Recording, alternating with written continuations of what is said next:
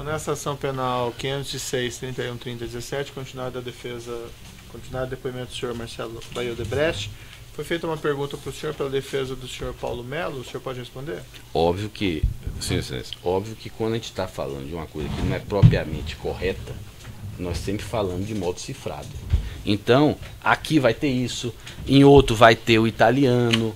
Então, aqui eu digo isso. Lá na frente, eu deixo claro que eu vou buscar autorização italiana. Então, é só pegar esse bloco de 29 de e-mails todos e fica claro. Claro. Só fazer uma pergunta, então, bem específica para o senhor. Em algum e-mail que o senhor tenha juntado, alguma vez o senhor tem Paulo Melo e Pootiti copiados quando o assunto é planilha italiano? Todos. Veja todos? bem, é que não, deixa eu explicar bem. Esse termo planilha italiano, esse termo surgiu no âmbito da Lava Jato. Não existia esse termo planilha italiano, a gente não entendia assim, nunca eu falei planilha italiano. O que existia era uma conta do italiano comigo, era uma conta do PT, assim que a gente chamava. Certo. Então, era uma conta que HS. Aí veja bem, ele sabia que tinha essa conta, vamos lá. Você tem aqui um e-mail que eu digo, é uma conta que a HS mantém e debita de 3 fontes distintas. Depois eu tenho uma sequência de e-mails que eu digo que eu vou buscar do italiano a autorização. Quer dizer, gente, eu não acredito que Paulo vai continuar negando isso, até porque eu vou dizer o que me incomoda. Eu vou dizer o que me incomoda aqui, isso é o seguinte. Nós podemos estar pegando uma pessoa que eventualmente pode não. Eventualmente eu digo o seguinte, o que me preocupa, a gente tem também compromissos com a verdade. Além de nós e além de outros correios, existe pessoas aqui, por exemplo, você pega o exemplo da DAG. De repente a DAG pode estar sendo imputada a uma responsabilidade que é do Paulo. Então, a gente tem que ter muito coerência de assim, assumir a estabilidade. Eu assumi a estabilidade, quem autorizou fui eu. Agora, eu acho que o Paulo tem que assumir a estabilidade dele, até para que não caia nas costas de outras pessoas que eventualmente pode ser imputado de algo que não fizeram. É só nessa linha que o senhor falou, para fechar mesmo, Excelência, só para não me alongar, onde é que tem o senhor aqui dizendo que vai pedir autorização ao Palocci? Aqui, vários e-mails aqui. Em vários e-mails. Vários e-mails um aqui, deles. Aqui, ó. Até agora é só comprar, mas ok. Mas visa que qualquer coisa precisamos ser orientados pelo deputado. O deputado aqui é o Palocci. Lá no outro. Ok, vou avisando o italiano. Já pedi orientações, assim que receber. Sim, mas onde é que o senhor pede autorização para ele? Não, já avisei ao italiano que estamos batendo na trave. Gente. Só isso que eu não consegui entender, mas aí, evidentemente, também. Pergunta, só isso, Excelência. Muito obrigado, satisfeito. Perfeito. Algum defensor tem perguntas? Tem, Excelência. Pode alcançar, por gentileza, o microfone para o defensor? Cheguei. Toca aqui. Você que sabe. Que acho que não chegou. Chegou. Boa tarde, senhor Marcelo. Boa tarde. A respeito do mensagem de 13 de agosto, acho que é a quarta ou quinta. Só a defesa de quem mesmo, doutor? Perdão, defesa do advogado Roberto Teixeira. 13 de agosto. Mensagem... Qual é a página? É que eu não tenho aqui o número, mas é a quinta mensagem. 5, 6, tá bom, já peguei. 5, isso. O senhor mandou uma mensagem aqui, né? Precisava me aprofundar, tá certo? Certo. O segundo período. O advogado foi se queixar em cima e teremos em breve uma reunião mas Rodrigo, você, italiano e advogado. Perfeito? Bom, primeiro uma questão prejudicial.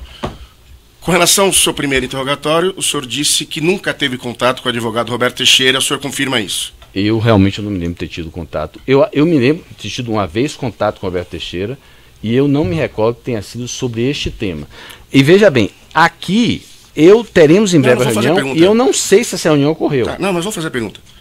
O senhor fala, o advogado foi se queixar em cima e aqui o senhor disse que era para Lula e Marisa. Foi, isso... Como é que o senhor sabe que o advogado foi se queixar em cima? O senhor nunca teve contato com ele. Não. De onde vem essa ciência? Palocci.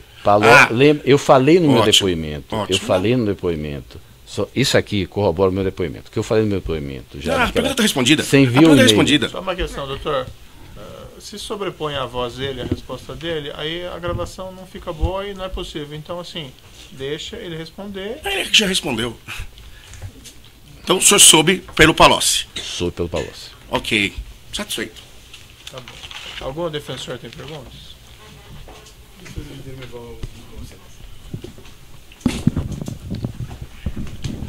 Marcelo, boa tarde.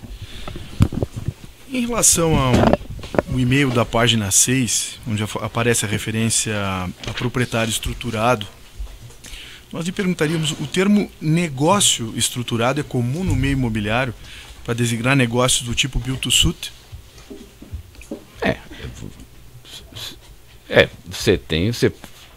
Eu nunca usei esse termo para o build to suit, mas pode ser, mas eu nunca usei esse termo para build to suit. Build to suit é build to suit. Certo. Um terrenista funcionaria como proprietário estruturado num projeto tipo build to suit? Não, aqui o que a gente quer dizer aqui é que foi o proprietário que estruturou para fazer essa compra. Aqui foi uma estrutura feita para essa compra. Aqui a gente quer falar isso, que ele é um proprietário cuja compra foi estruturada dessa maneira. É isso que a gente... Perfeito. Ou seja, envolveu uma estrutura. Perfeito. Não foi uma coisa simples. Perfeito. E perguntaria, assim, no contexto das suas explicações sobre os e-mails até aqui, para esclarecer um ponto importante para a defesa de Dermeval. Na compra, afinal, desse terreno da Haberbeck Brandão, o Sr. Dermeval fez a aquisição com recursos próprios ou funcionou como mero laranja da Odebrecht? Veja bem, aí tem dois aspectos que é importante separar. Eu nunca vi, no meu entendimento, Dermeval como laranja. Dermeval, o laranja que eu entendo é uma pessoa que faz uma casca ou dá seu nome para fazer uma coisa. Para Dermeval, isso era um negócio. Quer dizer, ele de fato iria comprar o terreno, e eu já comentei isso no meu depoimento, quer dizer, a parte de Dermeval, ele ia comprar o terreno, iria talvez fazer um build to suit ou iria vender. A ilicitude desse assunto está em que este terreno, de uma maneira ou de outra, acabou vindo de um recurso, de uma conta minha, que eu não necessariamente abri este assunto para Dermeval. A outra questão que precisa ser deixar bem claro, e este é o ponto que, me desculpe, eu insisto com a questão de Paulo Melo, é a questão que a gente sabe que houve pagamentos por dentro do terreno e que houve pagamentos por fora. A coordenação desse assunto e o detalhamento disso ocorreu através de Paulo Melo. Eu não me lembrava, eu inclusive fui juntar os documentos que eu consegui juntar à empresa, mas eu não fui responsável por esses documentos, e que é importante que Paulo Melo esclareça, até para que, se Dermeval não for responsável por esses pagamentos por fora, que ele não seja imputado uma responsabilidade que ele não tenha. Então é por isso que eu acho importante esclarecer esse assunto e que Paulo assuma a sua responsabilidade, porque quem coordenou esse assunto dos pagamentos por fora foi ele, sim, ele que debitou, entendeu? E, aparentemente, certo? Eu não posso afirmar assim se ele usou ou não o Dermeval por isso. Não faz muito sentido para mim que ele tenha usado o Dermeval para fazer o pagamento por fora. Até porque tem alguns outros que a Beluga, Germont parece que foi diretamente através da operação estruturada. Mas isso aí eu não tenho um confuso. Mas esse é o ponto que eu acho que precisa ser bem esclarecido. Muito bem, lhe agradeço. Obrigado. Outros defensores têm questões? Sim. Boa tarde, Sr. Marcelo. Eu gostaria de perguntar ao senhor primeiro se o seu acordo de colaboração prevê cláusula de desempenho, ou seja, se o senhor conseguir a condenação de terceiros, o senhor terá benefícios? Não, o acordo não prevê assim. Todo acordo que eu entendo de colaboração, ele tem o ônus e o bônus da efetividade. Então ele não diz assim, se eu conseguir a condenação de terceiros eu vou ter. Não. O que você, quando faz, eu imagino que seja todos os acordos assim, você está sujeito a que seu acordo, você se mostra efetivo. Então, em tese, quando você tem um processo você pode ser, se você se mostrar efetivo, você realmente ajudar na elucidação dos fatos, trazer provas, você pode ser beneficiado com uma pena maior, ou também, se você não se mostrar efetivo, ou seja, você entregar menos do que aquilo que você sinalizou, você pode ser penalizado. É isso que eu entendo. Quer dizer, a efetividade, ela não é em função de você. Eventualmente, você pode ser efetivo provando que alguém é inocente. Certo. Mas então, isso que o senhor chama de efetividade pode gerar um benefício ao senhor de acordo com o acordo. Mas, como eu disse, o meu acordo é com a justiça, não é? Certo. Então, na verdade, é o seguinte: se eu for efetivo, inclusive em pró do réu, em pró de quem está sendo acusado, eu posso ser efetivo. Quer dizer, imagine se eu conseguir provar... Você pode ser beneficiado, é isso? Lógico, imagine se eu conseguir provar que alguém está sendo equivocadamente denunciado. A meu modo de ver, isso é ser efetivo. Certo. Assim como se o senhor ajudar a condenar alguém, o senhor também vai receber benefícios. Não, eu acho que o benefício está na minha efetividade, na elucidação dos fatos. Sejam os fatos pró ou contra o réu. Certo. E aí, nessa visão do senhor, o senhor recebe benefícios, correto? Se eu ajudar na elucidação dos fatos, se eu ajudar em que a verdadeira justiça se prevaleça, eu entendo que eu vou ser mais efetivo. Se eu fizer o contrário, eu vou ser menos efetivo. Senhor Marcelo, o senhor, durante as suas respostas, tanto ao Ministério Público quanto aqui a um dos defensores, o senhor mais uma vez fez referência a supostos documentos extraídos do sistema MyWebDay. Eu pergunto ao senhor, como que o senhor conseguiu ter acesso a esse documento, ou a esses documentos no sistema MyWebDay, se a Polícia Federal diz que não consegue abrir esse sistema? Não foi isso que a Polícia Federal disse. Veja bem. Não, isso consta no laudo da Polícia Federal. A Polícia Federal, ela não consegue abrir o sistema. Sim. O que existe hoje é que se consegue ter acesso a relatórios do sistema durante um certo período. O que são esses relatórios? Você tinha um sistema que permite você, digamos assim, transitar pelo sistema, fazer pesquisa, tudo. Isso você não consegue entrar. Só que se encontrou lá os prints, que chama prints, prints do sistema, que é... Impressões, então, fora do sistema? Não. Impressões dentro do sistema. Relatórios que o sistema preparou, ou seja, não são novos relatórios, relatórios que o sistema preparou, de mostração de, parece que pagamentos diários, pagamentos semanais. Então, tem uma série de relatórios com informações de pagamentos, certo? Que estão hoje disponíveis da época. Certo, mas esses relatórios, eles eram acessados através de um sistema com uma parametrização específica chamado MyWebDay, não é isso? Não, veja bem, você tem um sistema. Certo, você o sistema parametrizado. É um sistema de informações gerenciais, tudo. Quando você trabalha no sistema, entra informações, tira informações, você imprime relatórios. Você tem os prints de relatórios. A gente não consegue mais entrar nesse sistema, pelo que eu fui informado. Só que vários desses relatórios conseguiram ser disponibilizados. Então, o que existe hoje são fotografias de pagamentos, de sequências de pagamentos feitas à época. Você não consegue depois fazer novos relatórios, fazer novas fotografias, mas as fotografias estão lá. Então, o senhor confirma que o senhor não teve acesso ao sistema MyWebDay, ao menos recentemente? O que eu tive acesso... Não, a pergunta objetiva, o senhor teve recentemente acesso ao sistema MyWebDay? Recentemente como? Não. Qual foi a última vez que o senhor teve acesso ao sistema MyWebDay? Recentemente, por exemplo, o que aconteceu? A PGR, de posse de todos esses relatórios... Não, a minha pergunta é diferente, senhor Marcelo. Eu quero saber doutor, o seguinte, mas a questão sistema, que a gente está fazendo essa audiência para a questão dos e-mails, não foi? Eu sei, excelência. Nós estamos falando de outra coisa. O senhor Marcelo fez referência no depoimento dele a documentos relativos ao sistema MyWebDay. Então é importante, já que nós temos aqui nos autos um relatório da Polícia Federal dizendo que não conseguiu ter acesso a esse sistema, eu gostaria só de esclarecer. Então, o senhor teve acesso a esse sistema, ao sistema, não aos relatórios? Não, só tive acesso aos relatórios e a empresa só me mandou os relatórios que de alguma maneira continham pagamentos que podiam estar vinculados a mim. Certo. Senhor Marcelo, o senhor fez uma longa descrição aqui no início do seu depoimento sobre a forma como o senhor recebeu uma cópia do seu notebook. O senhor recebeu uma cópia completa do seu notebook? Recebi uma cópia completa do meu notebook com aqueles arquivos que puderam ser recuperados pela Polícia Federal. Certo. E aí, essa cópia, digamos assim, supostamente espelha um material que a Polícia Federal e o Ministério Público Federal têm acesso, correto? A Polícia Federal e o Ministério Público, eles têm... A Polícia Federal está com a original, se eu não me engano, o Ministério Público tem uma cópia da íntegra. Não sei, eu sei que a Polícia Federal tem uma original. A Polícia Federal tem a íntegra. A Polícia Federal tem o meu computador. Certo, perfeito. Que é aquele computador que eu entendo que vocês acessaram no...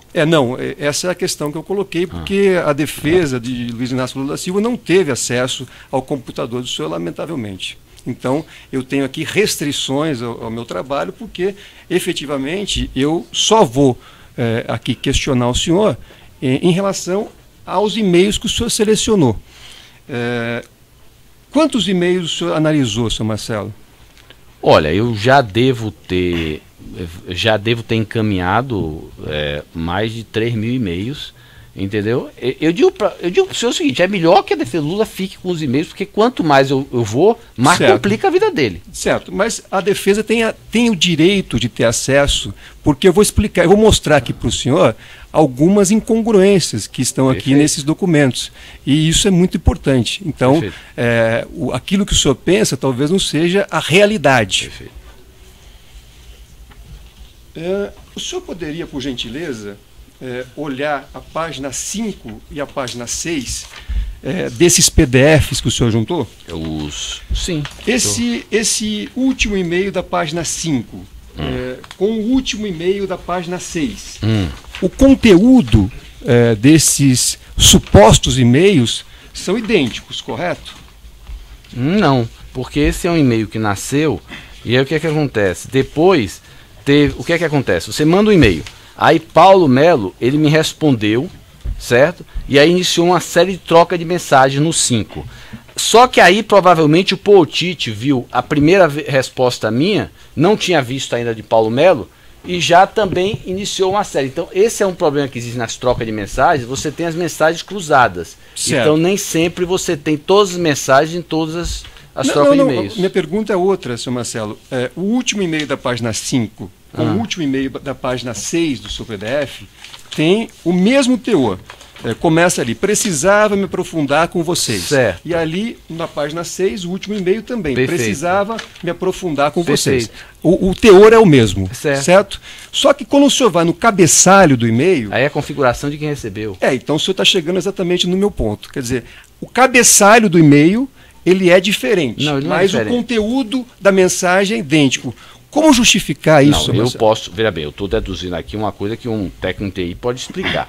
Mas veja bem, esse primeiro e-mail aqui, da página 5, pelo meu pouco conhecimento de informática, foi respondido por Paulo Melo. Certo. Portanto, ele, quando recebeu esse e-mail, na configuração da máquina dele, aparecia a segunda linha enviada, certo, a data nesse formato, e esse outro e-mail foi recebido por Pootite. Então, no computador dele, ele configurou para a segunda linha ser o para e enviada a data ser isso. Então, mas o senhor concorda comigo que o cabeçalho é diferente? Não, o cabeçalho tem as mesmas informações, mas formatagem em ordem diferente, concorda? Porque esse formato... Em ordem diferente. Veja bem, eu entendo pouco de computador, mas o suficiente para saber que você pode formatar a maneira com que o mesmo conteúdo é apresentado na tela, pelo menos no que tange ao cabeçalho. Isso nós vamos analisar, mas objetivamente, então, o senhor está aqui reconhecendo que o cabeçalho do e-mail apresenta divergência. Pode ser uma razão técnica ou não. Se for o argumento, a defesa pode colocar para o juiz, não precisa indagar isso a testemunha. Parece que a testemunha diz que existem máquinas que têm configurações diferentes e aparecem de forma diferente. Sim, mas eu estou tentando esclarecer aqui a dúvida. Que existe uma fraude, mas o doutor pode guardar o argumento para o juiz, não precisa indagar a testemunha. Não, mas não estamos indagando sobre os PDFs, nós olhando os documentos, nós percebemos isso. Poderia ter alguma justificativa. Sim, né? Mas então, ele já respondeu, não foi? Certo. Então não precisa insistir na pergunta 30 vezes. Certo. Senhor Marcelo, esse PDF que o senhor anexou aos autos... Qual página? Eu vou chegar lá. Esse PDF que o senhor anexou aos autos, ele se refere, na visão do senhor, a e-mails que estão no seu computador, ou seja, e-mails que o senhor recebeu ou e-mails que o senhor encaminhou. É isto? Sim. Certo. O senhor pode... Troca de mensagem que eu participei. O senhor participou? Ou fui copiado. Certo. O senhor poderia, por gentileza, ir à página 12?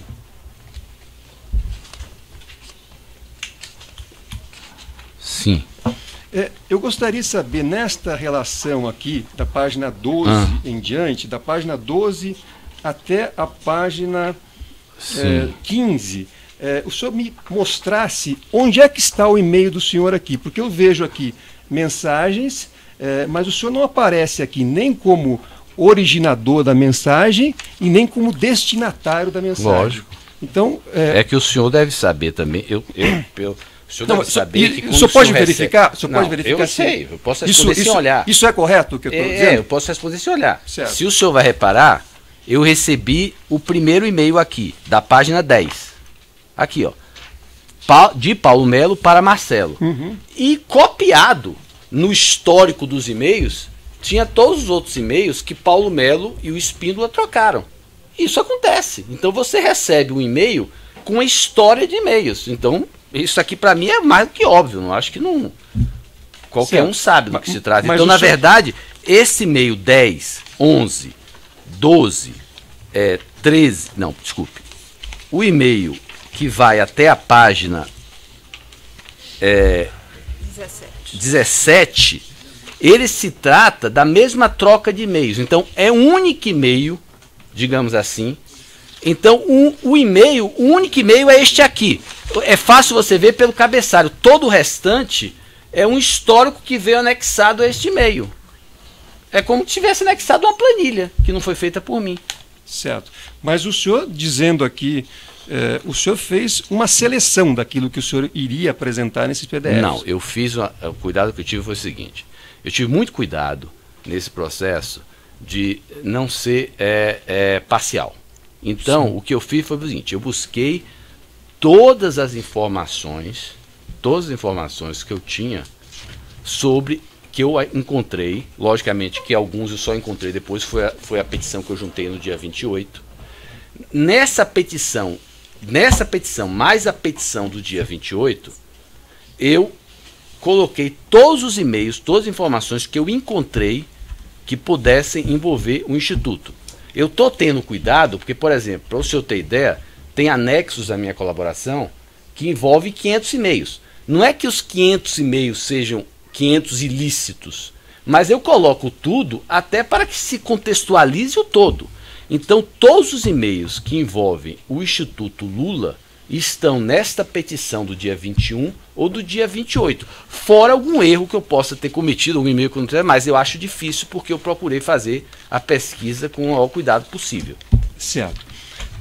Senhor Marcelo, no seu computador, no seu notebook, além desse programa de e-mails, quais outros programas que o senhor utilizava?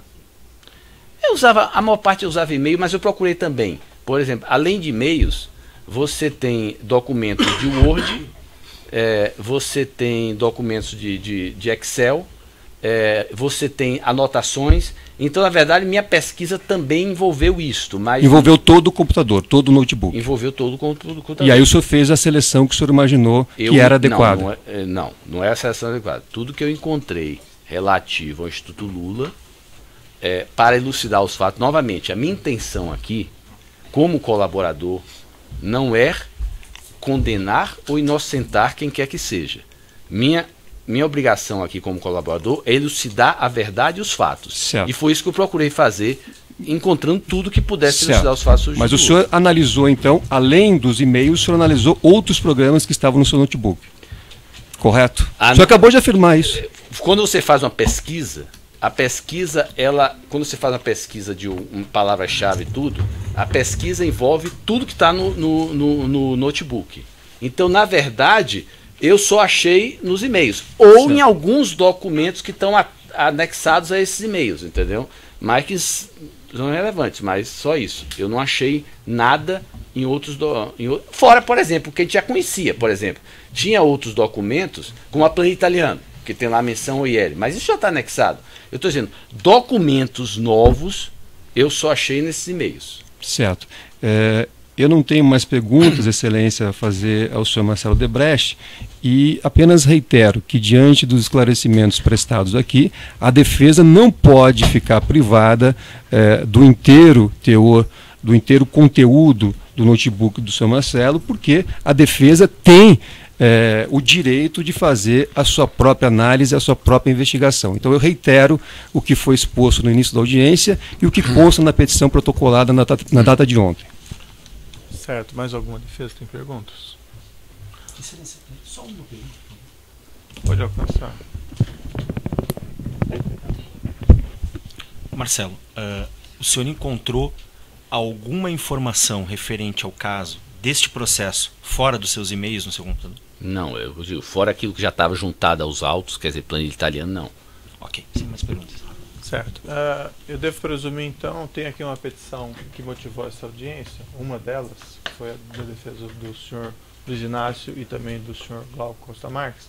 Mas essa em particular é a petição da defesa do senhor ex-presidente no evento 1563, a partir da folha 4. Eu tenho uma série de indagações que não foram...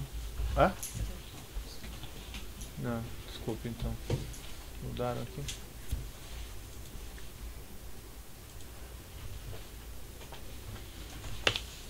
Perdão então, vamos fazer uma retificação. No evento 1648...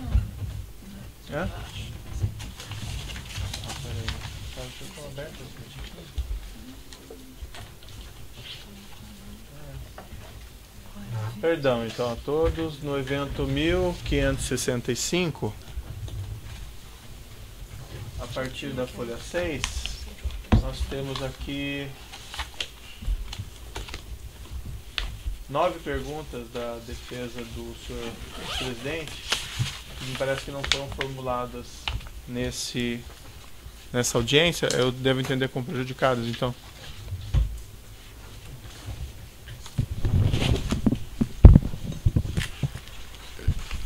Excelência, a defesa reitera aquilo que foi dito. Para análise pretendida, seria necessário ter acesso à íntegra do computador que foi acessada pelo senhor Marcelo, que foi acessada pelo Ministério Público e que foi acessada pela Polícia Federal. A defesa não pode trabalhar com seleção feita por órgão da acusação ou por delator. Perfeito. Na verdade, essas perguntas eu vou consigná-las aqui. Não tem nada a ver com o conteúdo de arquivos ou e-mails, mas eu vou tomar a liberdade de lê-las então, embora eu entenda que a defesa não queira fazê-las. Consta a primeira aqui no texto. Dessa forma, na busca da verdade real, resta inegável a necessidade de que o corréu colaborador Marcelo Baio Odebrecht responda aos seguintes questionamentos. 1.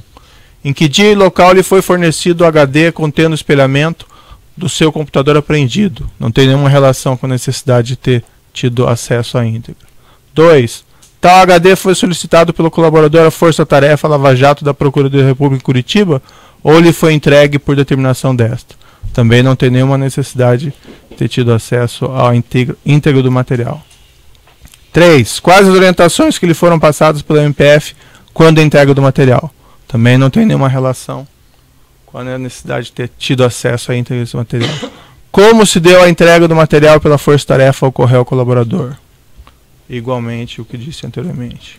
5. Em 4/9/2017, o senhor Marcelo Odebrecht foi interrogado por esse juízo, nos autos da presente ação penal.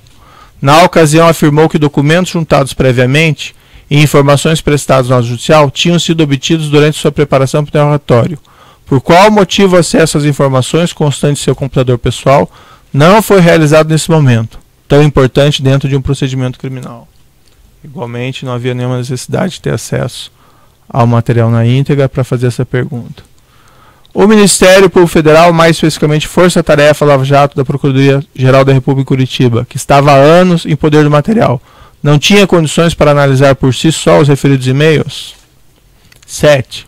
Quando a celebração de seu acordo de colaboração, não lhe foi exigido que fornecesse elementos de prova capazes de corroborar suas declarações, dentre eles, acesso ao seu computador pessoal e as informações ali existentes? Por que motivo a busca não foi feita anteriormente, tendo sido realizada apenas após a sua progressão de regime? Todas essas perguntas, nenhuma delas com necessidade de ter tido acesso à íntegra do computador. Não era possível que tais e-mails tivessem sido buscados anteriormente, da mesma forma que o colaborador vem prestando reiterados depoimentos perante as mais variadas autoridades públicas, ou então da maneira como tem obtido outros documentos? Então ficam consignadas essas perguntas, a defesa não quer fazê-las, então vou reputar como prejudicadas. Eu vou fazer aqui a referência à última que, ao contrário do que foi dito aqui pela defesa, a decisão do juízo foi no sentido de permitir o acesso à íntegra dos e-mails do senhor Marcelo Odebrecht junto à Polícia Federal. Isso foi permitido desde 4 de abril desse ano. A compreensão do juízo que a pretensão era de acesso às mensagens, certo? Agora, com esse esclarecimento da petição de ontem, que a pretensão era acesso a todo o material, o juiz vai deferir o acesso a todo esse material. Vossa Excelência me permite só um esclarecimento? Não permito, o juiz já foi feita uma afirmação, foi pedido acesso ao disco rígido, contendo o espelhamento do computador do senhor Marcelo Odebrecht. Isso consta no evento 1565. Então, eu só gostaria de enfatizar a Vossa Excelência que, data vênia, o pedido foi feito, o pedido foi deferido. O pedido foi deferido em relação à questão das mensagens eletrônicas. A compreensão do juízo era essa. Agora, tudo bem, a defesa está ampliando o pedido de ontem, eu estou deferindo, aqui vou consignar no termo. Agora, a justificativa da defesa de que foi cerceada é uma justificativa que não corresponde à realidade. Máxime, porque os quesitos aqui que eu li, inclusive, todos poderam perceber, não havia nenhuma necessidade de ter acesso ao material na íntegra. E com isso eu encerro aqui a audiência. Eu respeito a opinião de Vossa Excelência, mas... Pode interromper.